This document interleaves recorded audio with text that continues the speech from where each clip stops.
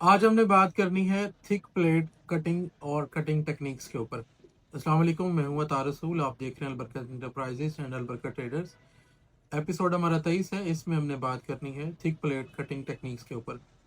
देखिए, जो आम शीट होती है, गेज होती है, जैसे 2 mm, 4 mm, 3 mm और इससे हल्की जितनी भी गेजेस हैं, इनके लिए टेक्निक डिफरेंट है।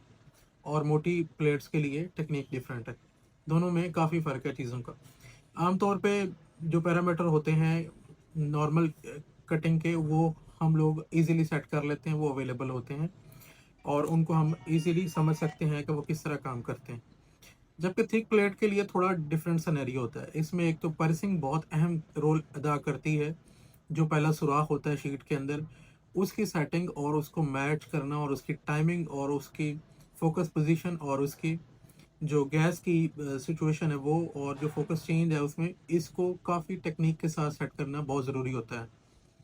अच्छा, इसमें होता इस तरह से है कि जो पर्सिंग होती है, इसको अगर ये एक्यूरेट ना हो और ये सही ना हो तो फिर हमारी कटिंग हो ही नहीं पाती, क्योंकि लेज़र पेनिट्रेट नहीं कर रही होती मटेरियल के अंदर।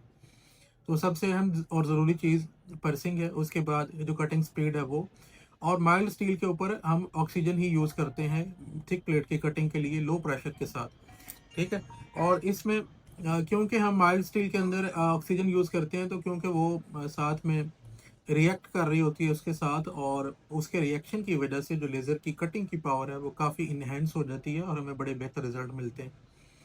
इसके बाद जो फोकस पोजीशन है, थिक प्लेट के ऊपर फोकस उमूमन कम रखा जाता है, ताकि जो हमारा फोकस पॉइंट है वो नीचे चला जाए, फोकल लेंथ हमें थोड़ी लंबी मिले और हम ज़्यादा बेहतर तरीके से पावर को उसके अंदर पेनिट्रेट करवा कर कटिंग कर सकें। गैस का प्रेशर बड़ा स्टेबल चाहिए होता है इसके लिए। नोज़ल सिलेक्शन बहुत ज़रूरी होती है इसके लिए। गेज वाइज, थिकनेस वाइज हमें नोज़ल जो है वो सिलेक्ट करना प्रॉपर बहुत ज़रूरी है।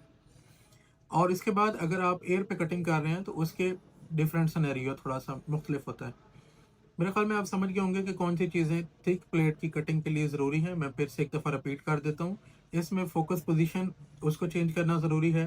पर्सिंग की सेटिंग और प्रॉपर पर्सिंग ज़रूरी है। अच्छा, पर्सिंग में एक और चीज़ भी बता दूं कि प्री पर्सिंग भी होती है, 3 स्टेज पर्सिंग भी होती है, 2 स्टेज पर्सिंग भी होती है। एज़ पर मटेरियल रिक्वायरमेंट कि हम कितनी स्टेजेस में पर्स उसको कर पाते हैं, हम वही ये स्टेजेस सेलेक्ट करते हैं और इसके पैरामीटर सेलेक्ट करते हैं। पर्सिंग की सेटिंग के अंदर हमें जो पल्स फ्रिक्वेंसी होती है उसको भी कंट्रोल करना पड़ता है, फोकस पोजीशन को चेंज करवाना पड़ता है, और पर्सिंग की हाइट को मैनेज करना पड़ता है, और गैस प्रेशर को भी इसमें मैनेज करना पड़ता है। फिर जाके हमें प्रॉपर पर्सिंग मिलती है। उसके बाद हम इसको, क्योंकि हम फाइनलाइज कर रहे हैं वीडियो को, तो उसके बाद जो है कटिंग स्पीड